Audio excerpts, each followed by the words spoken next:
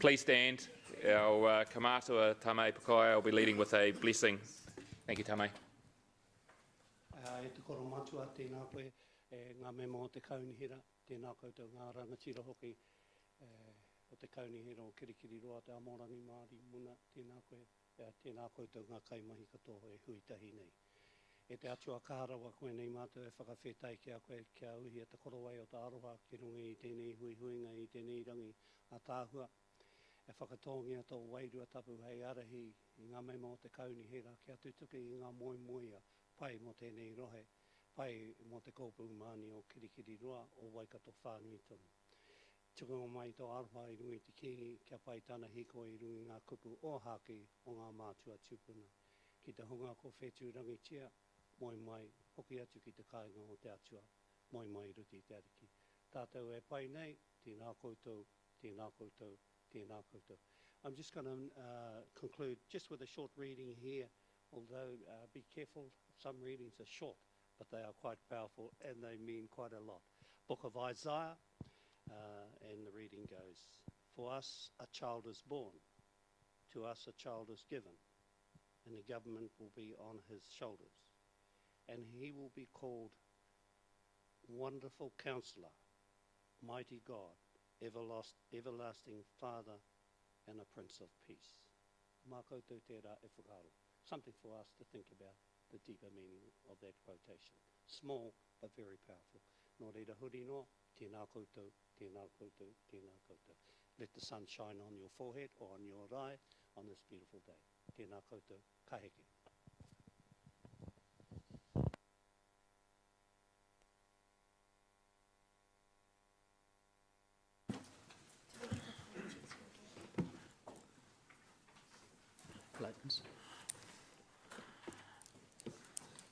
We'll open the council meeting for the 12th of December 2017. It is 9:28 a.m. 9:38 a.m. Yep. And we'll start with apologies. Councillor Gary is an apology for lateness. Do we have a mover? Councillor Dave, seconded by Councillor James. All those for, any against? Carried. Confirmation of agenda. I'll pass over to democracy on this one. Thank you, Mayor Andrew. Kia ora, everybody. Following the conclusion of the items on this agenda, the meeting will reconvene with the 10-year plan item, which was adjourned from council meeting yesterday, 11th of December. You also received additional information in relation to the item 6, outcome of consultation and recommendation for future use of Founders Theatre. That was hard copy given to you at the meeting yesterday afternoon, and the attachment will also be available to the public online after the meeting. Just to note that lunch will be taken at 12:30 p.m. today. Thank you. So just to, lunch will be at 12:20 today, and sorry, Democracy Manager, and the two items in PX are most likely to be taken in the opposite order to what they're in the agenda in. So Te Rapa Sports Drome will be before the aquatics. So do we have a mover? Councillor Dave, seconded by Councillor James. All those for, any against? Carried. Declarations of interest. Are there any declarations of interest? No declarations of interest. Okay, public forum. I'll hand back over to the Democracy Manager. This morning we have one speaker in public forum, Jane Wood. Jane, if you'd like to come down to the presenter table. Jane is with Puketi Neighbourhood House, and she's here speaking to the public excluded item C2, Te Rapa Sports Drome. Jane, there's 3 minutes including questions. A bell will go after 2 minutes, and then we'd ask you to wrap up at 3. Thank you. Thank you very much. Good morning. My name is Jane Wood, and I am the manager of the Puketi Neighbourhood House. We have forged many relationships over the last 32 years, contributing to Hamilton and the region's vibrant community development. I must say I was somewhat disappointed at the lack of acknowledgement of this milestone from our councillors. I am here today in regards to the tender process which the Te Rapa Sportsdrome has been part of. Firstly, a little history about the Te Rapa Sportsdrome. P&H moved to the Sportsdrome in 2005 by invitation from the existing owners of the building, excuse me, which was built and funded by the community under the direction of the late Doug Holmes. They were struggling financially and HCC took over the mortgage. I think later in 2005, 2006, which from memory was about $75,000. If it's up for sale, I'm happy to pay. P&H worked out of the reception area in the front office. In 2007, offices, a computer nook and a meeting room were established for us at the rear of the building. This came as a cost-saving exercise to be incorporated in the existing building or have a new build. Our committee agreed on the status quo. Ruawawa Trust were the beneficiaries of the balance of the Community Centre's capital fund at that time. Now to the tender. We found this quite daunting. We had to enlist the help of a consultant to drive us through this experience, and we were completely unfamiliar with the whole process.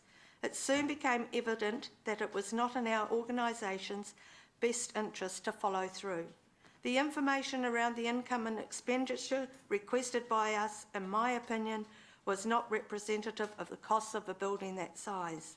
If I had returned such information in a funding application, it would have been declined. In making your deliberations today, I would like you to consider our plight as a community house who have been living in this building for the last 12 years. We have a permanent staff of 24 who are now on edge about their futures. We have made this building our home. We have developed functional relationships with a vast number of Hamilton City Council staff over the years. We have advised HCC of maintenance issues and the like. Your contractors are able to access the premises easily because of our opening hours.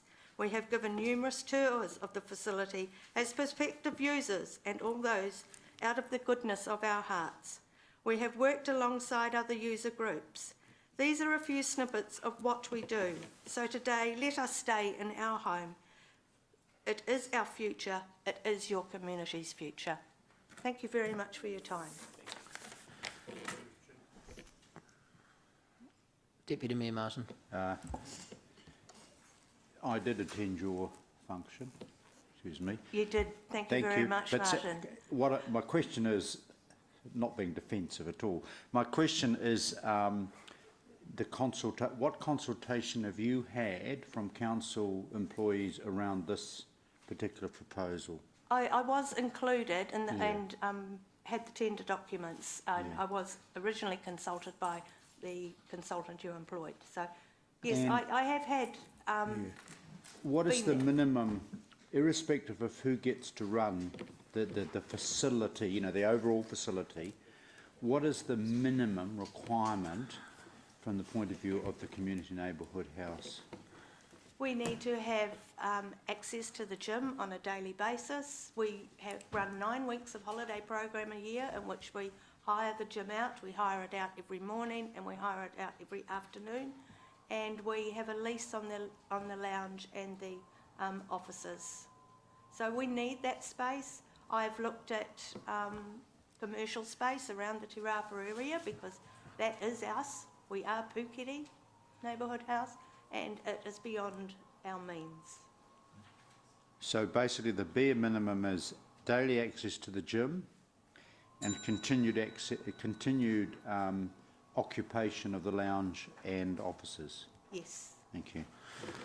Thank you, Jane, and thank you for being so welcoming and inviting councillors down regularly. And when we do come down, we do feel inclusive and included. So I do appreciate the way that you run it there. Thank you. I'm sorry I missed you last time. It's okay. Lovely. Yeah. Thank you. Thanks, Jane. So we now move to item 5 on page 6, and we thank you, Blair, and I'll just get you to introduce Peter, or Peter, introduce yourself for those who aren't familiar with you.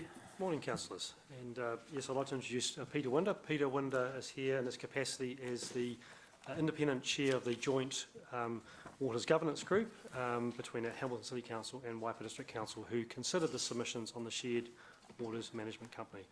So today, Council, this report is recommending the formal establishment of a Shared Waters Management Company following public consultation with Waipa District Council. This is the culmination in many years of work that our council has been involved with other councils investigating the appropriate structure for water delivery in the sub-region. And just as a bit of reminding, back in May of this year, council formally resolved that of the options it wished to pursue a shared waters management company as the preferred model for delivering water services. And in September of this year, council resolved to consult the public on that proposal with Waipa District Council and delegated the governance group, which was Mayor Andrew, councillors McPherson and Mallet, to jointly create the consultation process and then oversee the submission process, which has then been reported back to you today for your final determination. Peter Winder chaired the process of the hearings and the subsequent deliberations, and the report from Peter is attached, and I'll get Peter to speak to his report in a moment. The final element of the recommendation in front of you today is the next steps in the process to establish the Waters Company. There are some quite practical, commercial, legal and business elements required, and so the recommendation is to delegate to the members of the governance group to work with staff to progress those matters for reporting back to this council by June for final agreement to those matters. So I'll just ask Peter to briefly introduce his report and then happy to take questions. Good morning. A couple of things I'd just like to highlight. The first is the quite small number of submissions that were received on this issue. 75 in total, 45 of which could be attributed back to Hamilton. There were a number that did not record where they came from and a number that came from national organisations. And whilst the balance of views expressed opposed the proposal, the overall small number of submissions and then the nature of the issues that they raised left the hearings panel with the view that there weren't issues raised or concerns serious enough to cause them to change their mind with respect to the proposal. So quite significant deliberation that took place. The recommendation that's in front of you was the unanimous view of the hearings panel, excluding Councillor Mallet, who had left by that stage. He had family business he needed to attend to. And the motion was moved by the two mayors, moved and seconded by the two mayors, and it's on that basis that it comes to you. The panel took the step that's more common in resource management hearings to set out its reasons for coming to that decision. And those reasons reflect the range of things that do need to be considered under the Local Government Act and the relevant decision-making provisions in thinking about things. And I suppose, again, reflecting on the nature of the public consultation process, the views of the community are only one of the things that you need to consider in making a decision under the Local Government Act. The other thing that I'd like to highlight, I suppose, is the submission from the Local Government Commission, which, whilst recorded as being neither for nor against the proposal, went about as far as they could go to suggest that this was a good idea and it should be pursued. Because they are a statutory entity that would make a decision in relation to a reorganisation proposal if one arose, and creating a council-controlled organisation can be a reorganisation proposal, they've been quite careful in their words. But actually it's a significant pointer in the direction of saying this is a good idea. There are many things that have merit in the proposal, and here is the helpful list of suggestions as to how you could make this best practice if you choose to proceed. So quite a significant submission in the context. Also important to note that Waikato District Council made no submission in this process. They've continued in their own vein. Happy to answer any questions, but I'm sure that the Mayor and Councillor McPherson are just as equipped as I am to address the issues that the hearings panel considered. The recommendations are quite comprehensive and also address the issue of what would be required between now and the end of June to progress the establishment of a shared waters management company. Recommendation B clearly demonstrates that there would be one final decision by Council on the completion of the constitution, the transition process, the final costs of establishment and so on. Thank you. Councillor Dave. Yeah, look, I was just going to say something and also ask Peter a question. One of the best things about the hearings, I thought, was the way the two councils worked together. The representatives of the two councils, and I think it was sort of quite indicative that we were pretty much on the same page, had the same concerns, had the same issues, and I think it allayed fears from either direction, especially perhaps from Waipa, that Hamilton would come in and dominate them just because of our sheer size, which is certainly something that had been expressed previously around their table. One of the other things I noted was that some of the submissions in support, and I think one or two, and correct me if I'm wrong, Peter, Blair, that were in opposition, actually wanted us to go further and create the original water asset owning CCO. Yeah, I can't remember which ones they were off the top of my head, but though I do remember Waikato Regional Council expressed something in that order, which surprised me. And there were a number of submissions that were opposed that appeared to me to be grounded in the issue of water meters and not wanting us to have water meters, which obviously has been set to rest by our council, not by Waipa.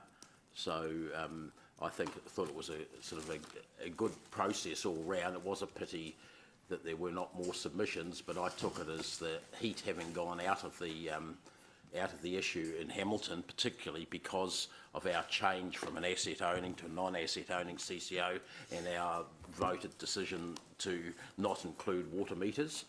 So in any future of that particular company at this point.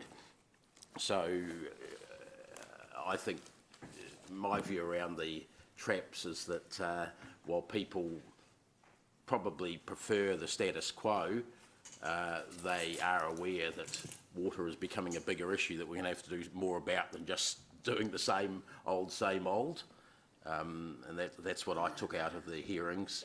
I think there is perhaps an issue looming, even though it was expressed in an interesting way at the hearings, of Māori involvement in the whole process. Whether that's been sufficient and with the right people, that certainly came up as somewhat of an issue which I think we might have to negotiate our way through and sort of work with some of the Māori organisations in the region before we finalise anything. So that's some comments from me. Councillor James. Thank you, Peter. Through it's actually a very small number of submissions. You said before that the persons against the shared waters, their concerns were not deemed serious enough. What were the nature of those concerns expressed that were deemed not serious enough to sway the governance group's thinking? Through you, Mr Mayor,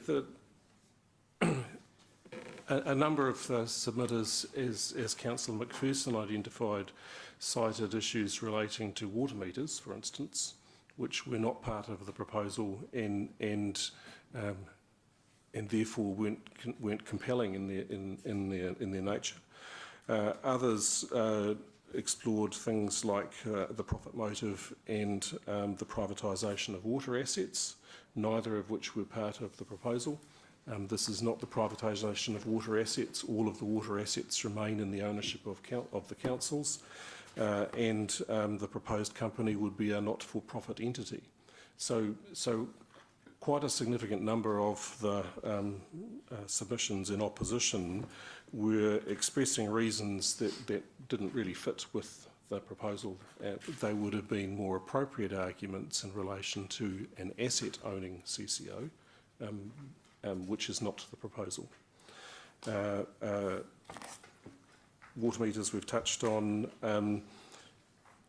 and then equally there were others, as Councillor McPherson identified, like Infrastructure New Zealand, whose submission was in opposition to this proposal because they believed that an asset-owning CCO was a more appropriate way to proceed. And given the careful balancing that both councils had around the issue of asset owning versus non-asset owning, the panel was not convinced by that argument either. Just a question for you, Blair. I see in brackets F on page 7 that the expenditure has gone up from 200,000 to 275,000 to establish the project. Why has it gone up 75,000? Thank you, James. So at the time we passed the resolution of $200,000, it was our estimate of what we thought was needed just to resource the project. We've obviously done some more significant thinking around exactly what is needed between now and June, and in terms of the specific project management expertise, external expertise, and internal resourcing required, and that's reflected in that cost there. So the 450,000 is where the 275. So we've basically spent 50,000 to date, and then we've worked out that we need another 450,000 between the two councils between now and June next year. So just a more detailed analysis. Okay, thank you. Councillor Robb. Why is the Mott McDonald report not attached to this agenda? That was attached to the earlier agenda back in September, so that was a record at that time. Okay. The council made a decision with that information. But that wasn't the final report, was it? Because the final report was dated the 12th of October after council had approved the draft report on sometime in September. That's correct, but they were relatively minor changes. They didn't change the substantive nature. And Councillor, the conclusions of the Mott McDonald report were included in the statement of proposal document, which talked about the non-financial and financial efficiency. So it was elements of the report were updated, but they weren't fundamental. Do you think it was unwise to put out for public consultation a report that had some changes, however minor, which was different from the report that was previously approved by council? No, I don't believe it changed the intent of the consultation. And I think further to that, council, all the information is on the website that this project has maintained. That website is referred to through the consultation material, and we certainly promote that website in every way we can. And so that Mott McDonald report, the latest version, is on the website as well. Yep, understand. I saw that, yep. The Mott McDonald and Cranley report, which was produced a couple of years ago, which advocated for an asset-owning CCO, the metrics in those two reports were scrutinised by a Big Four accounting firm to validate the metrics and to put some probity and confirmation around what the potential savings were to the three councils over the 28 years. Has the same exercise been done to validate expected savings in this report? No, we just... so Mott McDonald were involved in the original work alongside Cranley, and you're correct that the Cranley work was peer reviewed by PwC at the time. EY, I think, yeah. Sorry, EY, yes. Yep. And Mott McDonald were commissioned to undertake further work based on that in looking at the Shared Waters Management Company, but we did not feel it was warranted to undertake a further assurance on that. Okay. At that time, Councillor Pascoe, there was enough information for Council to make a decision on the preferred structure, and that was a decision made back in May of this year.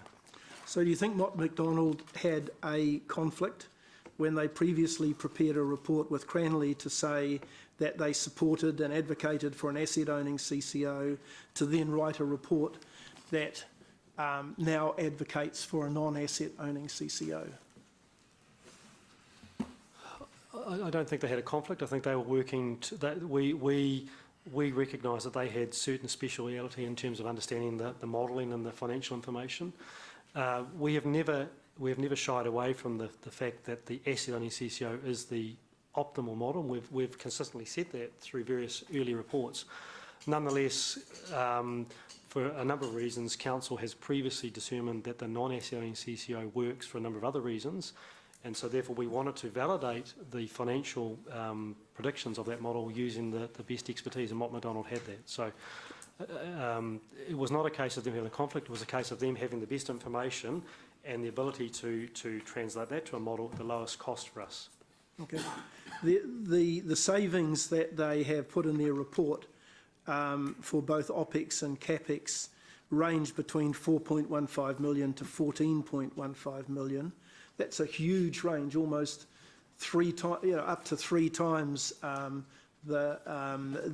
what they expect it to be from what they believe will be the low range. Are you uncomfortable with that range? I'm saying that because the Cranley and Mott MacDonald report was quite clear in terms of how they divided the savings over the three councils in their report, whereas this one just seems a bit fluffy in the sense of having 4 to 14 million, and it just worries me that we could be at either end or even below that. I think two comments. One is the Cranley report also had a range, and obviously we reported the lower range, but there was also an optimistic range. The Cranley reported a $468 million potential saving over the 30 years in the Cranley model, or 28 years I should say, but there was a higher number, I'm sorry I can't recall what that number is, that Cranley also had. So they also had a range, and if you looked in the detailed financials you would see that. So in regards to the Mott, we recognise that the financial efficiencies were only part of the reason for establishing a shared waters management company, and in fact most of our reports, most of our recommendations focus on the non-financial benefits of collaboration as opposed to the financial efficiencies. But in answer to your question, we feel that the range is realistic, and whilst we'd like it to be an exact figure, we recognise there are lots of assumptions that go into any of these financial models, and at the same time, when Mott were preparing this work, they were preparing their work based on 2015 financial information. We're now about to endorse an draft 2018 LTP, so the numbers will continue to change as circumstances change, and so hence we felt that a range was probably more appropriate, Councillor Pascoe, than having an exact number. So how much of the savings are likely to accrue to Hamilton City Council, because that's the total savings for the two as I understand it, for the two councils? Do you have an estimate as to what our share of the savings are likely to be? And I guess you need to, because you need to plug some figures into the long-term plan. So that's going to be a piece of work that we'll do in the next stage to look at that more closely. We don't have I can't give you the split for the Mott MacDonald, and we didn't deliberately ask for that split. You can look back to the Cranley work that showed that Hamilton City Council gained a significant benefit of the asset-only model as an indication. But we didn't ask for the split for Mott MacDonald for the shared waters management. So you wouldn't like an estimate of 2/3 or? No. Okay. I think what's fair to say, Councillor Pascoe, is that as the bigger council, we have a number of economies of scale now. So you would expect that Waipa will get proportionally more savings or efficiencies than Hamilton would, just because of the size and scale. But this is a long-run business, and so any efficiencies won't accrue in the first few years. It'll be more over the longer term. And also, the other thing that the Mott MacDonald report refers to, and we've always said, is that any efficiencies will likely be reinvested back into the business. And so if you look at, say, the Wellington Water example, as opposed to talking about savings, they talk about efficiencies or greater outcomes for the same money spent. Also, if you look to the future, projected increases in costs are smaller increases in costs because of the efficiencies they're gaining. That is the way that we've always seen the shared waters management company would deliver efficiencies to the council. But isn't that savings by a different name? Because whilst if you like, the savings within the water company are kept there, the amount that we have to put into it, our share of the water company over time becomes less because of those Yes. incremental savings. Correct. Yeah. Okay. Thank you. Your Worship, if I may just answer one other dimension of that set of questions. It's easy to focus on the financials. There are a raft of other potential benefits that are non-financial, and they go to the nature of the skilled staff that you have access to, how you deliver improvement to asset management and so on, and how you reduce the risks to your business through scale. And they are important and are a significant part of the reasons identified by the hearings group in the report back to you. Look, I'm not down on that. But the focus that we've had over the last 3 days and 4 days, 5 days, and over the next 3 days is around a lot of financial aspects. So approving this, we probably need to have a little bit of overview on the finances too. Thank you. Deputy Mayor Martin. Thank you. My questions are more the two things, and I'm either of you, particularly Peter Winder. Obviously, we've got the Havelock North, and we've got now significant reports around the whole issue of quality and safety drinking water throughout New Zealand, and particularly the magnifying glass will come on to the smaller TAs, as I understand it, in terms of their capacity. In terms of that, what interest, or where are we at in terms of the interest from other, I'll come to Waikato in a minute, but the other TAs in our area eventually working with or joining up? So the focus to date has deliberately been on progressing this proposal, yes, and not trying to introduce another council and the complexities of negotiations with another party at this point of the process. However, both Otahonga and Waitomo have expressed serious concerns about their capacity and capability going forward. And at a recent meeting of chief executives, they the chief executives of both of those councils expressed concerns about the capacity of their organisation to meet the requirements that they need, and a willingness to look quite differently at collaboration.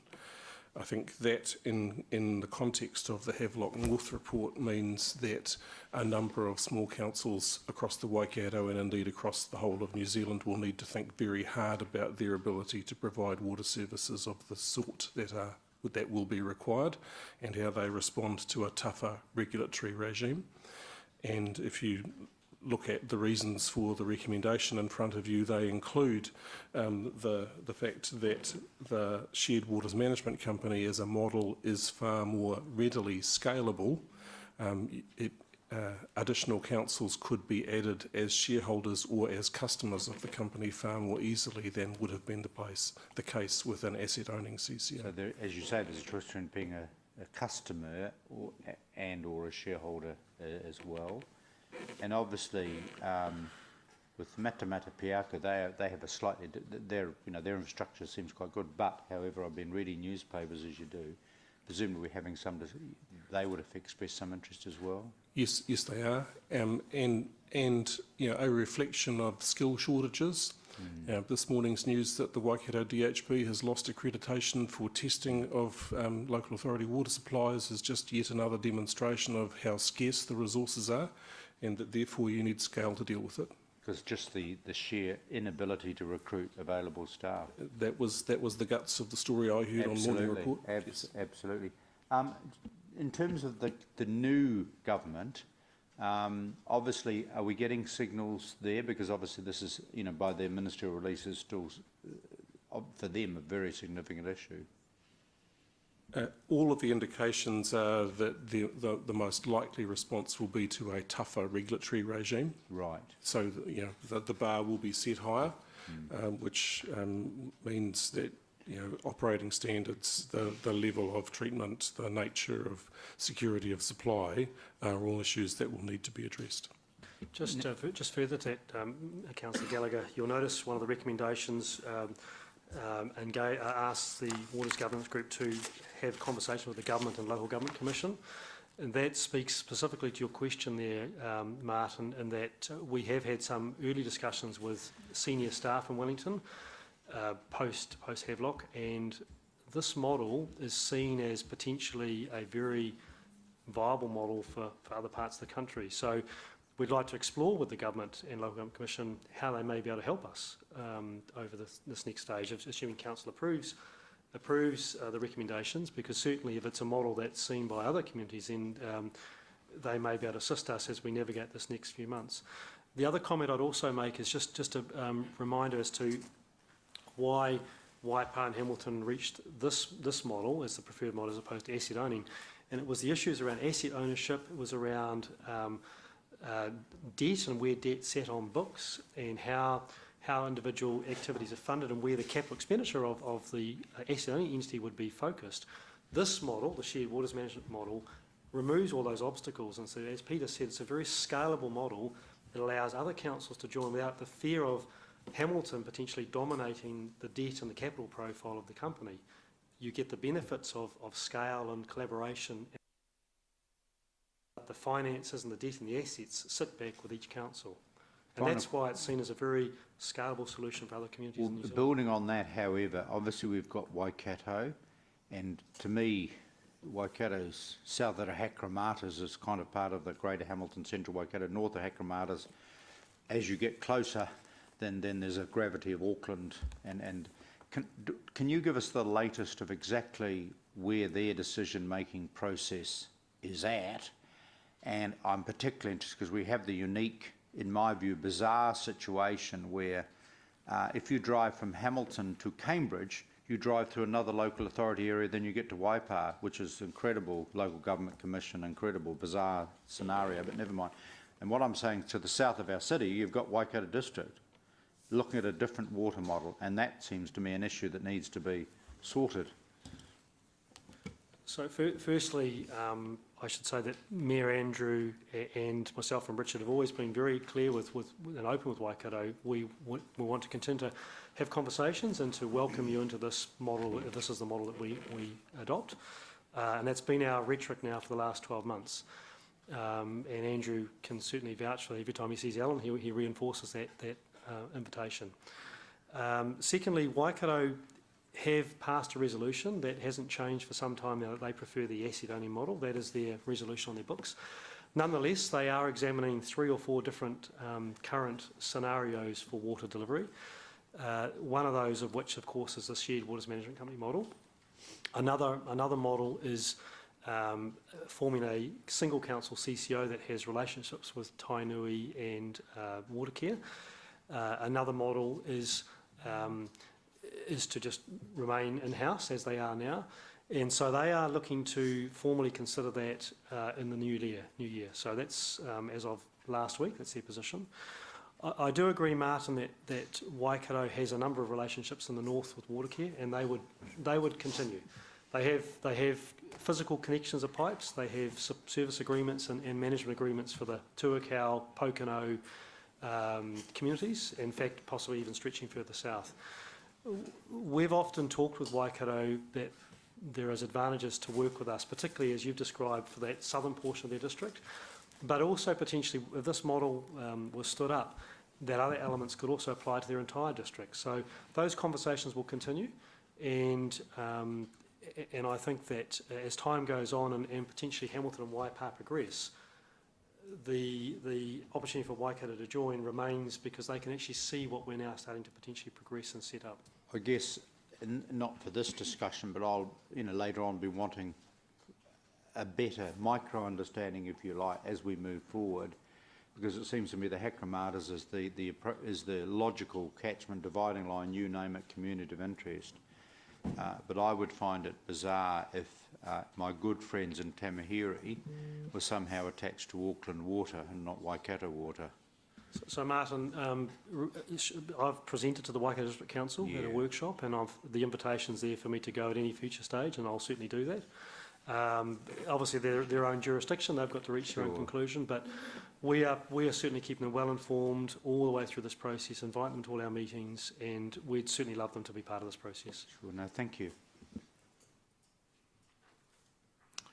Councillor Paula.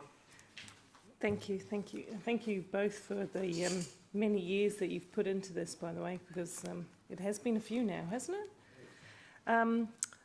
it? some of my questions got asked already. Rob asked a number of the questions I wanted to ask around the split of cost savings, and you're going to, what I think I heard you say is you're going to do further modelling on the split of but because of the state of the various assets, it's likely that Waipa will realise greater savings in the short term than Hamilton, or not? Correct. I mean, I think they're just a smaller council with smaller buying power. With a bigger council, that's quite logical. But I think, Councillor Paula, from Hamilton's perspective, we've never focused on the short-term savings. For Hamilton, it's always been about the long-term strategic asset delivery, some of the bigger macro decisions that we can make in terms of how we think about our strategic water, wastewater, stormwater networks. And yeah, no, I agree. And that's been the prize for Hamilton. And in fact, because if it wasn't, there was a massive difference between the cost savings with the asset owning CCO and this option, wasn't there? Massive. Yes, there was, and if Waipa was here, and I'm not Waipa District Council, they would tell you that they're actually taking some of the benefits of the Cranley business case in terms of debt optimisation, which was effectively taking on more debt and lowering some of your today's rateable costs. They've actually reflected in their draft 2018 deliberations for their long-term plan. So they're already realising those elements, which were always available to the councils, irrespective of any model. Yeah, so they're doing that. Thank you. That's good. By law, any management company of water can't be for profit, isn't it? It's legally, so no matter which model you had gone to, would have been the same thing. And even an asset owning model, being the optimum model, would not have had to include, could have excluded through terms of reference in other agreements, could have excluded water metering to households, couldn't it? In fact, Scotland water model. I went to that really interesting presentation at Claudelands. The Scottish Water Company doesn't have metering, but is a full asset owning model. Absolutely, and the agreement that was reached between the three councils on the possible asset owning CCO reserved any decision making about water metering for individual councils. And the majority of councils, we're all opposed to water metering at this time, and that could have still been done within that model, is the point, I guess. Just last question. You'd be aware that Local Government New Zealand, through one of their work streams, their policy work streams for this year, are working closely with the Productivity Commission on the most effective and efficient models for water. So they intend to put a working paper, could be around March, April, I'm just trying to think of the timing, to the members of Local Government New Zealand, ahead of the conference anyway. They tend to put out a working paper and produce some options for discussion later in the year. That's my understanding. And I'm part of that, one of those work streams. So Excellent. Certainly our thinking findings are being fed into that process, and all going well. I'm supposed to be in Wellington on Thursday, but remains to be seen with their LTP process. But certainly we're very much sharing our learnings in that process. Yeah, and I'm at a policy advisory level. You're doing the hard grunt, but I'm still there to help draft. Yeah, maybe. Thank you very much. Councillor Gary. Thank you. My questions just are more directly focused on the, excuse me, the actual staff recommendation on page 6. The first one is either, I think is either very sloppily articulated or very sophisticatedly articulated, and it's a degree of sophistication that's gone over my head. The council approves, shouldn't it just say approves the establishment of? This was a debate, was it? No, approves was a last minute change. That was originally drafted as agrees to proceed. And we then got to the point of the Hamilton Council agenda and ran into the fact that you don't pass resolutions that include agree. You have different words. Approve was inserted to meet that requirement. So thinking we don't have agreed. Sorry, Peter. I think the intent, Gary, is that we're going to establish a shared waters management company. This was jointly agreed wording with Waipa, and unfortunately it was after you had to leave the meeting last week. So, yeah. Okay, so there's nothing in the words to proceed that should concern. I mean, that sounds like there are still other decisions to be made or something like that.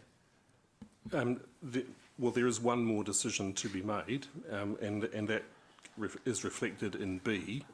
You know, there's a group of things that needs to be resolved by the Waters Governance Group to be reported back and agreed by council. So there would be one more decision, but what the group was seeking was a clear resolution that is an agreement to proceed to establish the company, so that there is little risk that the significant amount of work that follows is wasted. Okay, so am I right in saying that to proceed to is redundant, or does that mean something? It's And I agree. I accept that if it's redundant and it's just what you agreed with the other guys, that's fine. yeah, it's redundant. Okay, all right. The intent of that is that you are agreeing to establish it. Okay, thank you. And then the second point is B. That's third one down again has detail. Fourth line down, detail of the establishment. Is that redundant? It's just the final detail of the shared waters management company for the councils, including da da da.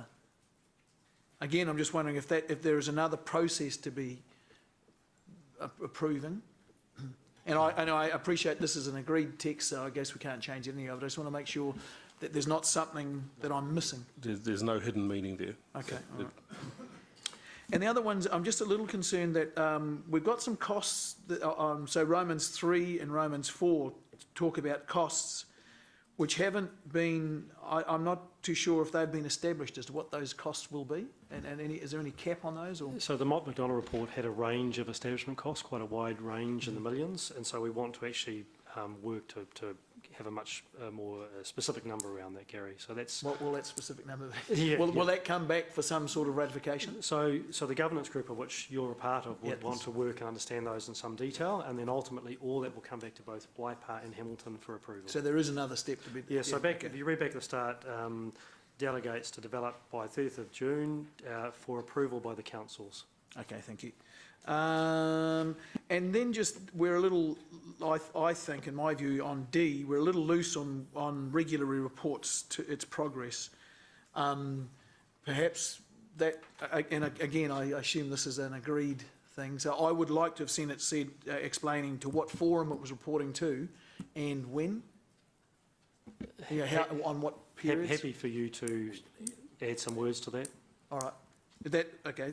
You don't have to go back to the other guys. No, that's a specific to each council. Okay. So same wording for each council, but I think Waipā may wish to do it through workshops. Okay, so perhaps it should go back to Dave's committee. I don't know what. I don't want to put a whole lot of work on you. I mean, every couple of months or every 3 months or something. Currently, we have through the strategic through GM's report, we have an update there on waters matters, so we can potentially. No. So if the GM, if Chris. If the GM of infrastructure could put an update on the progress of the establishment of the shared water services company every meeting. Blair. Oh, will be Blair. Okay, Blair will do it, and it'll be part of Chris's report. No, it's all the GMs. There's 3 of them. Oh, okay. All right. You decide who's going to do it. All right. So would we? If you just add it to the Growth Infrastructure Committee. Okay. Yep. Report At each meeting. Through the GM report. Yeah. Okay. Are we happy to change that a bit? Yep. Thank you. Oh, sorry. Another one was on page 7. After the final clause of the recommendation is F, we then have 4 reasons. That's not part of the recommendation, is it? Because it kind of runs on like it is. So this is, as Peter said, it's part. Sorry, of I wasn't here at the start. My right, yeah. So it's RMA type approach. We wanted to record the reasons that sat with the recommendations. So it is part. It is taken as part of the recommendations. Okay. It's not. They aren't actually the recommendation, but they are the rationale for why we reached that conclusion, or why councils reached that conclusion. Right. Thank you, Councillor Siggy. And thank you for that amazing report. Challenging to read. But a couple of questions. Is this model the same or similar to the Wellington one? Yes, it is. It is, okay. Similar. Okay, so how long has Wellington been going? So Wellington, and it was previously known as Capacity, has been in operation for approximately 10 years. Okay. And it has, in more recent times, been renamed Wellington Water, and there's now 5 councils in the Wellington area who are part of Wellington Waters. Yeah, I just remember when they were here, it was rather an underwhelming report. And I mean, we're looking, and you said it already, that we're not just only looking for financial benefit, but for other benefits as well. But just from the financial benefit, it didn't sound very exciting because apparently they haven't made any money yet or saved any money yet. But from other areas, it might be better. Is that right? I think the key thing with Wellington Waters is to the extent that they have been able to deliver more for less or the same amount for less, the councils have decided to use those savings to deliver more or to change the balance of what they do. So part of the Wellington Water story is, for instance, significant investment in Porirua in terms of the resilience of the network and reducing risk and supply, which the council previously had not budgeted for. Okay. Okay, thank you. That's all. Thank you. Okay, so we'll get the motion up on the board with the time change. Sorry, Dave. Yep. Just clarifying, Peter or Blair, one of the things mentioned in some submissions and for 2 or 3 years now is that the extra costs or the costs of management and governance being perhaps duplicated as opposed to just being run within a council. So the propositions that have been, the proposals that have been looked at in the past and that said, oh, well, there's going to be long-term savings and it's a long-term strategic decision, that take into account those extra costs and incorporate them in, so even with those costs, it still stacks up, in other words. Yeah, thanks.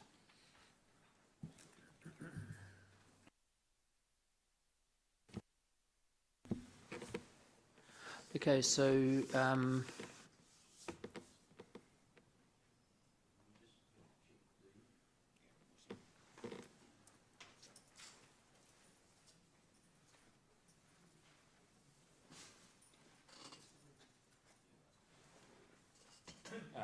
Councillor Dave, the only question I was going to raise is that whether we just remove reference to the General Manager's report and just say regular report to the Growth Infrastructure Committee, because it may be from time to time it warrants its own report rather than through the GM's report. As long as you said maybe each Growth and Infrastructure Committee, that would cover it. You regularly is not Yeah, and report to each, and so report to each Growth and Infrastructure Committee. But you're comfortable with that, my adjustment, Councillor? Yeah, that'd be right, I guess. Because we'll put it into the GM's report when we can, but sometimes it might be more weighty. If it's a bigger issue, it gets its own report. Yep, that's right. That's what my intent is. Yep. So you can take out the word regularly too. Yeah, so it's just don't need the word regularly. It's redundant when you've got each. It's a cool word, eh? okay, so moved by Councillor Dave, seconded by Councillor Gary.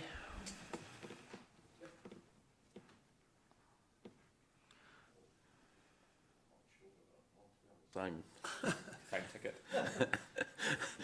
Can you see water meters in there? Yeah, I had to check the word.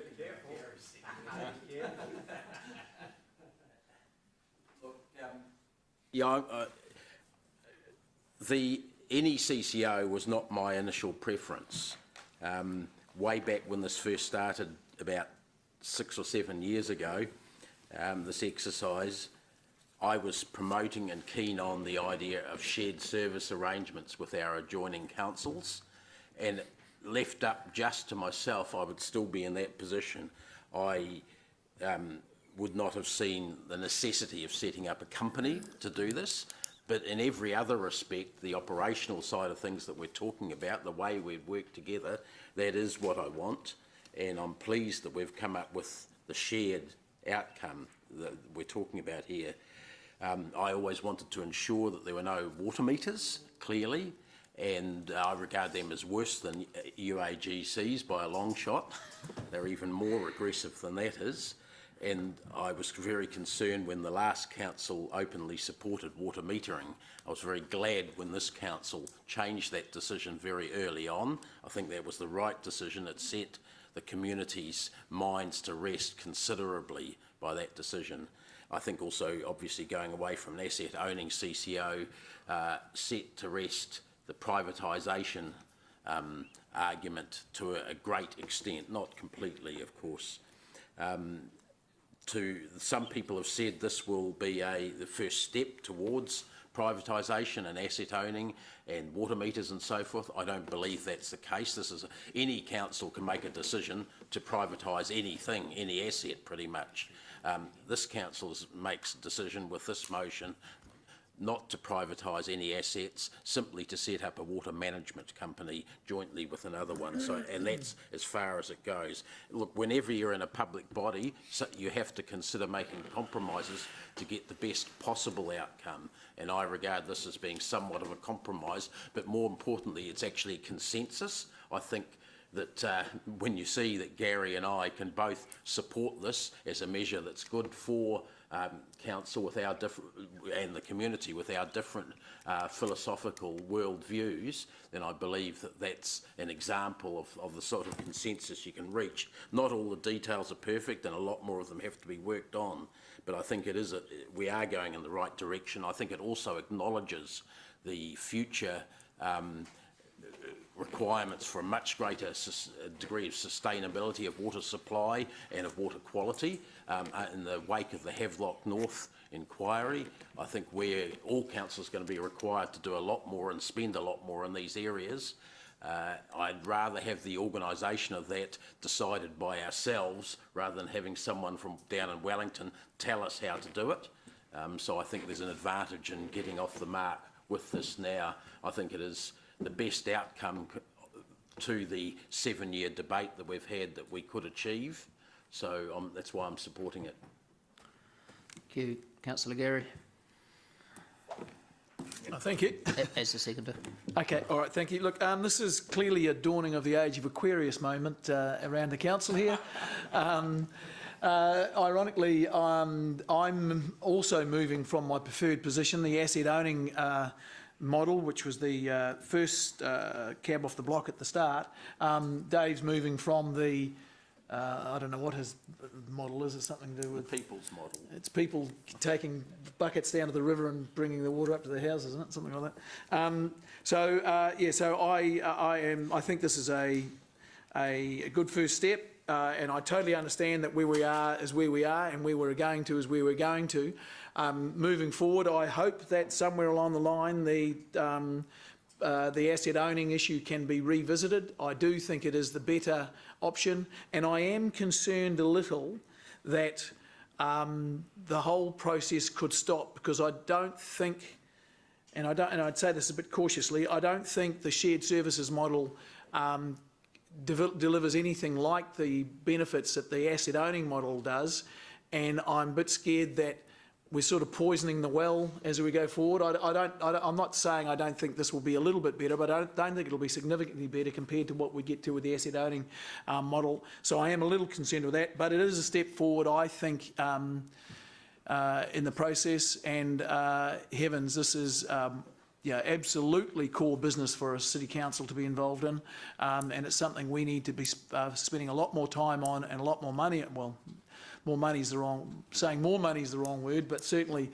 we need to understand that the balance of our resources should be going to things like this than some of the other things that we're we're addressing through this 10-year process. Councillor Paula. Thank you. Thank you, Mayor Andrew. I'm going to speak in support of the motion. However, having said that, if the outcome could have been to protect the public from water meters, which I was a fan of, making sure that they didn't have the unexpected surprise of water meters, and we could have an asset-owning CCO in the same sort of model as the Scotland model, but as opposed to the Wellington, I probably would have favoured that as well, just because of the magnitude of savings above what this would have. And after all, yesterday we talked of quantums of $20 million for a central city park, $12 million. it went in the end. This could have saved the sort of money that would have enabled council to make some decisions and investments into the community. I'll just mention that once and leave it there. But at the end of the day, I believe that Waipa are making their decision. It goes to the vote on the 19th. So, pun intended, there's a little bit of water to flow under the bridge to get us there. But at the end of the day, with the recent water scares, what's going on in New Zealand and the huge push from the Productivity Commission and the Ministry for Local Government around effectiveness and efficiency, we've got to go here. We've got to do what's right for the ratepayer. We've got to look to save as much money and to work as efficiently as we can. So, as I say, I might have gone for a slightly greater level of savings if that had still been an option, but that's long gone. So I do support this one. It's a shame that we didn't have the financial modelling in more detail before we had to vote for this, because I really would like to see, I do take on the point that Rob made, I think, around the between the 4 and the 14 million, it's how long is a piece of string, and we really would like to have known what the savings are going to look like for Hamilton. Because we're here to advocate for Hamilton ratepayers. But I do believe there's a massive amount of really good expertise in Hamilton and around. Our water staff experts are amazing, and I think that Waipa will, and they've got some good staff as well, so it's not just all here. But I think that putting those two teams together and them bringing their considerable expertise would be for the benefit of both communities, so happy to support it. Okay, we've had 3 speak for. Are there any who want to speak against? Councillor Rob. Thank you, Chair. Look, I wrote an opinion piece that was published in the Waikato Times earlier this year that there was a real risk in that we would opinion shop for an external report on water and use this one for consultation. I believe this is exactly what has happened. Mott MacDonald reported to us in the Cranley report recommending an asset-owning CCO in 2015 that would save all 3 councils on average $19 million per annum over the next 28 years. It's important too to understand that the Cranley report did not advocate privatisation and water meters, and it concerns me that every time that report is debated in this chamber that the water meters and privatisation keeps coming up. So please go back and read that report and confirm that it is quite untrue. This new report recommends a non-asset owning CCO with financial savings of somewhere between 4.1 million and 14.5 million. There is a set-up cost of up to 10 million. So we spend 10 million before we know whether or not we're going to get any savings. The consultation using an updated report undertaken that was not approved by council is concerning to me. The consultation results indicate 61% of respondents opposed the water company, proposed, and 32 supported. We need to consider that lack of support seriously. We shouldn't go out to consultation, get those results, and then say, oh no, we're going to do something quite different. I don't think that's our role. I think we have to deep dive in and find out why almost twice as many respondents were opposed to it. I attended the Wellington Waters Company presentation at the LGA conference in July. The presenters were a staff member and an elected member of Wellington Waters. They gave a history of the water company, now around 10 years since start-up. There was a clear indication that the company had performed much better since 3 other councils joined it to make 5 in 2013. I really question how well and how quickly we will get scalability with only 2 councils.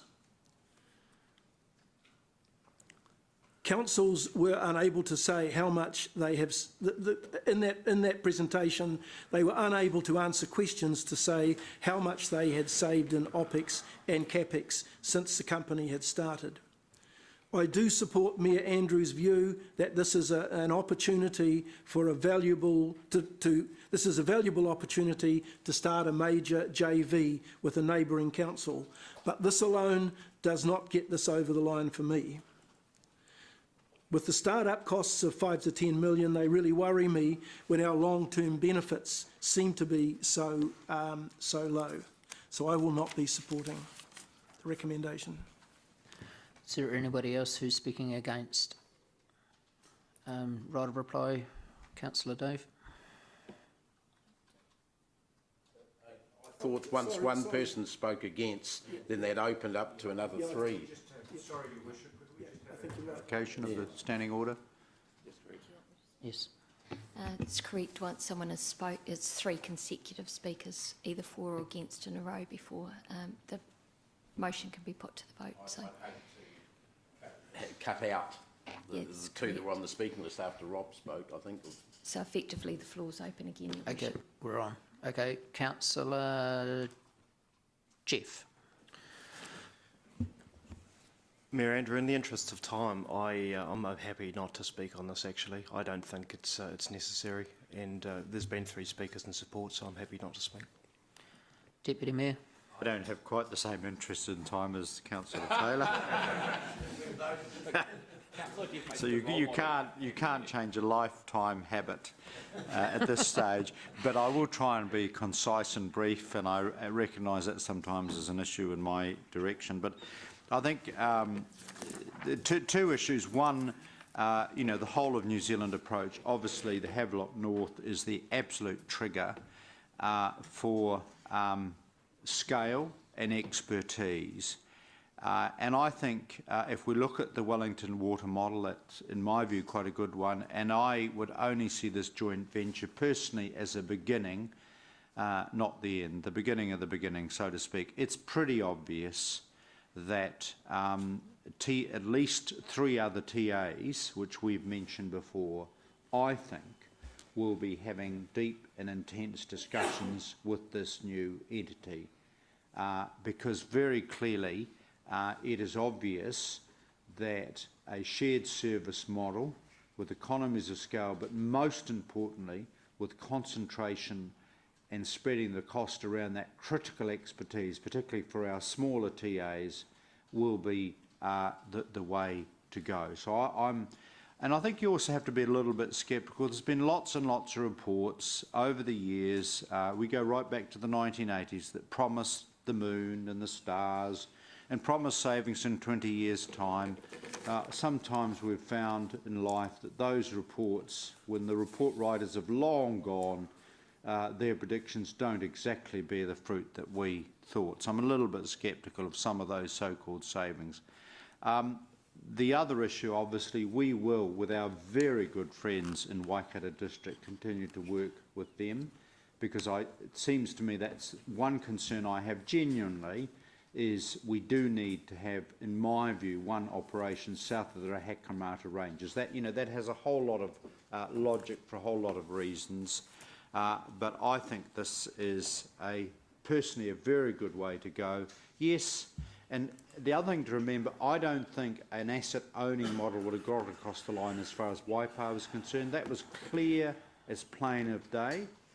And I think while we've spent a lot of time talking about Waikato with respect, the big picture is those TAs south of this city. And it seems to me that I'm predicting in very short order that this will be much larger than just 2 TAs. So I'll be supporting this motion. Would you like a right of reply, Councillor Dave? Just briefly on a couple of Rob's points. First thing I'd say is that I acknowledge that Rob's been consistent throughout in his views on this, but I would say that the alleged savings in an asset-owning CCO were also very much up in the air, that they were not locked down either. They were just a guess, essentially, and I think some people may not like that. Point of order, Chair, those savings that I quoted were savings that had been prepared by Cranley, and they were then validated by Ernst & Young. So those savings were the best calculations that we could get at the time. Okay. So I think there was a bit more scrutiny over those figures than the figures that have gone into this report. I acknowledge that there was more scrutiny, but in my opinion they were still a guess. Because they had not been actually based on any actual example. They were a forecast. And in that case, I think they were a guess. But as I said, I've acknowledged that Rob's been consistently supporting an asset-owning CCO there, and that, you know, good on him, that's his prerogative. One of the things, though, I do want to answer is his suggestion that we should be treating the weight of submissions far more seriously. I point to two examples of the last council, one in this area where that didn't happen. The last council voted in support of water meters. The submissions it received in several different ways were overwhelmingly against water meters. Nevertheless, the council went the other way. The submissions were overwhelmingly against going to capital value. Nevertheless, the last council went the other way. It made its judgment, and it was a legal judgment. So I think it's clear that no council necessarily has to follow just the numbers of submissions. It has to consider them as one part of the whole range, and I think that's what's happened now. And I point out that the submissions in opposition that were received in this were actually submissions from both directions, some saying it had gone too far, some saying it hadn't gone far enough. And we judged that being in the middle of those was the correct position. Thanks. We'll go to the board to vote.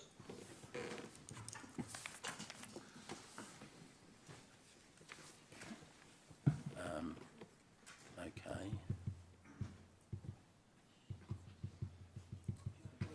We'll do this by a show of hands. All those for? Any against? No, just sorry, with respect to worship, we need to record and count. Yep. So all those for? Those for the motion, Mayor King, Deputy Mayor Gallagher, Councillors Southgate, Henry, Taylor, Bunting, Casson, McPherson and Mallett. And those against? Councillors Pascoe, Tooman and O'Leary. The motion is carried. We will now move to page item 6, page 110. Thank you, Peter. Thank you, Blair, for all a huge amount of work, Blair, particularly that you've put into this, and thank you, Peter, as well. I just do appreciate what you've done. I know it's been a long journey. 110.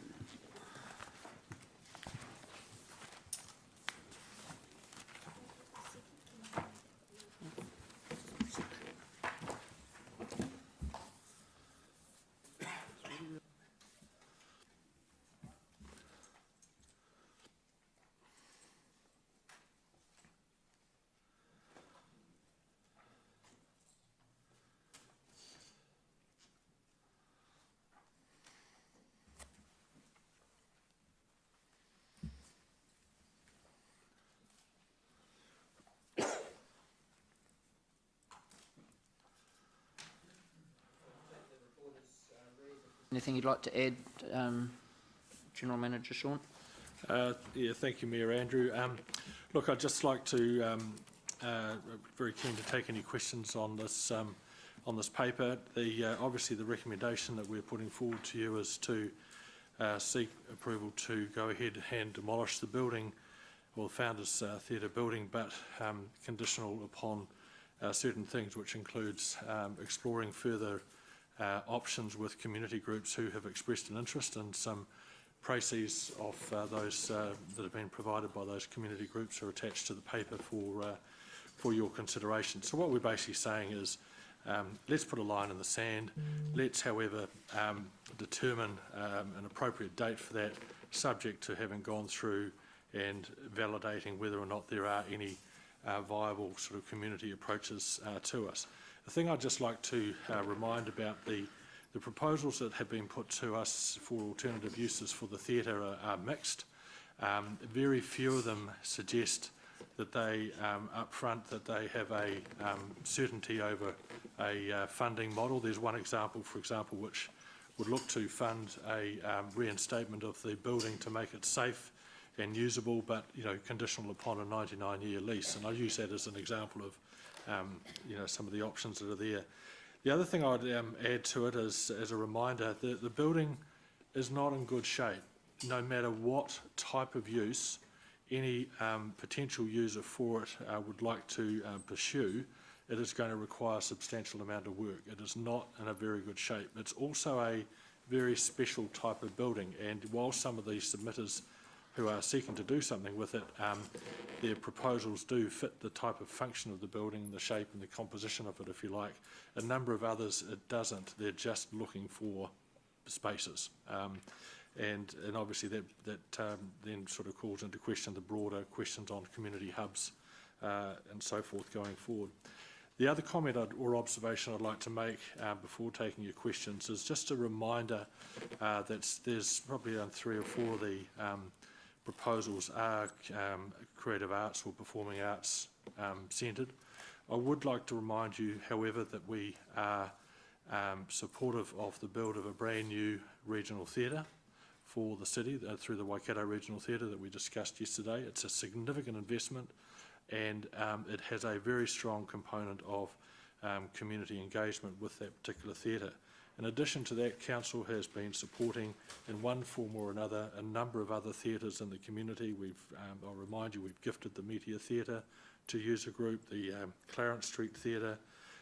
We've done some work with the Riverlea Theatre over many years, and of course the Gallagher Performing Arts Centre. So there are a lot of users getting our support out there already in this space, and that was actually confirmed in the submission that did come in to you late, or copied to you late I should say, from Creative Waikato, for example, who actually said that they did not see the need for additional creative arts performing space.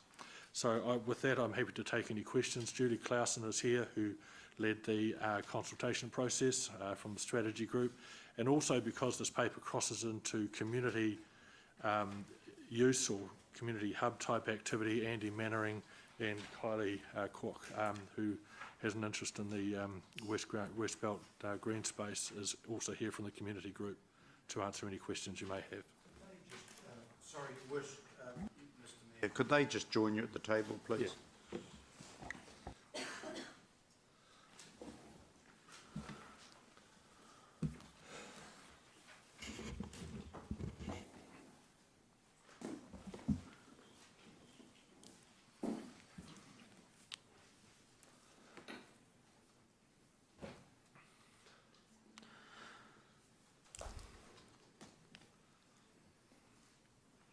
Okay, so before we get started, do we have a seconder for the motion? I gave a motion, and I Yes, have I've got your motion. I'm moving the motion, the staff recommendation. So have we got a seconder for that? Councillor Gary.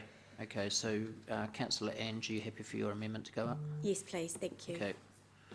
And we'll just get Ange's on the board, and then if you can read that through, and if somebody's prepared to second that.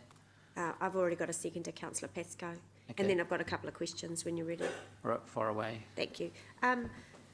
Just either to Sean or Julie, when you're talking about a creative hub, the submissions, is that sort of in response to the submissions around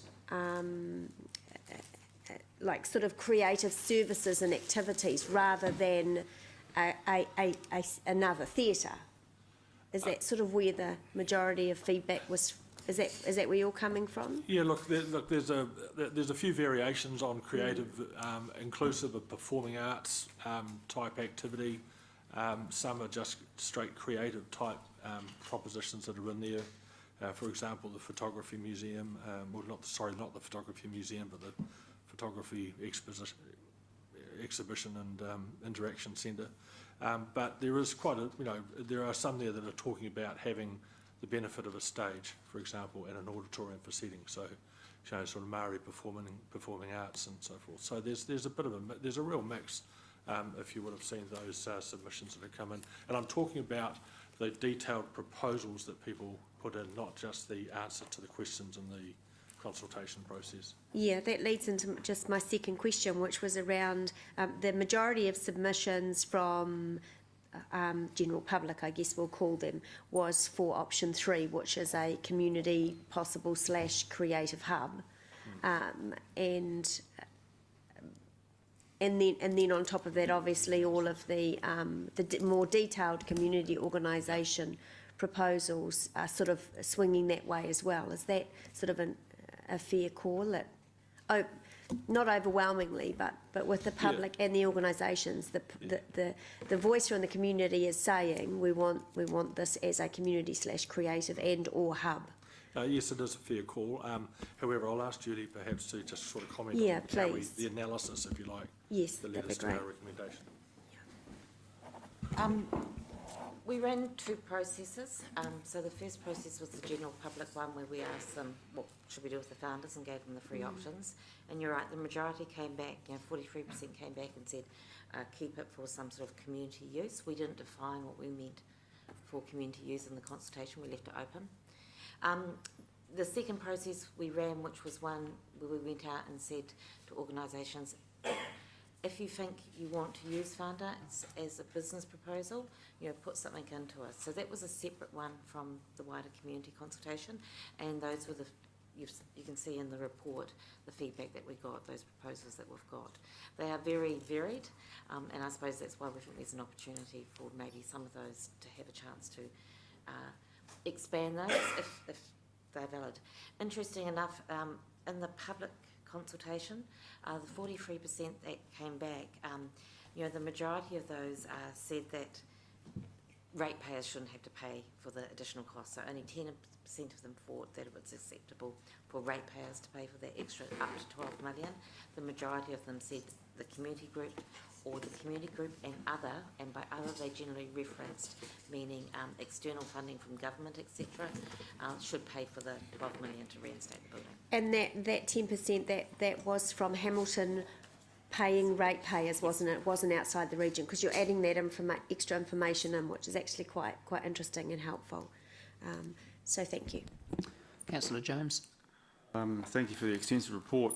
Sean, just one simple question. How did the founders get to the state it's in now?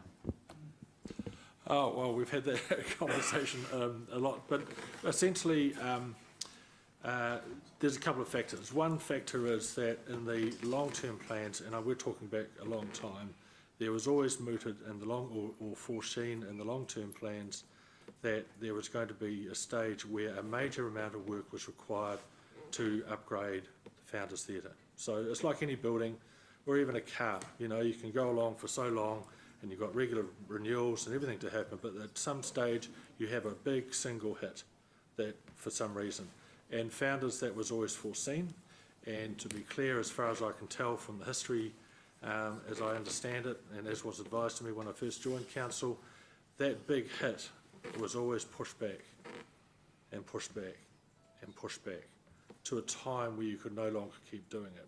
The second phase is when we got to a point where we said we had to do something and could no longer sort of push back because it wasn't the LTP, but back a few years. We found when we looked for the refurbishment plan and to make safe provision, we found that there was also the matter of the seismic strength as a result of the earthquake testing, which put it into a much bigger issue than what was necessarily known to us at the time. And just Councillor Casson, to further reiterate, in 2015, amount was recommended to be put into the 10-year plan. Yeah. However, the decision was made to push that amount out in the meantime to do a full business case for the replacement. So there was a decision made at the time of the 2015 10-year plan to defer the expenditure until council had a better idea what the necessary level of expenditure was. And then in the due course, due to health and safety reasons, as well as all those other reasons, the theatre was closed. So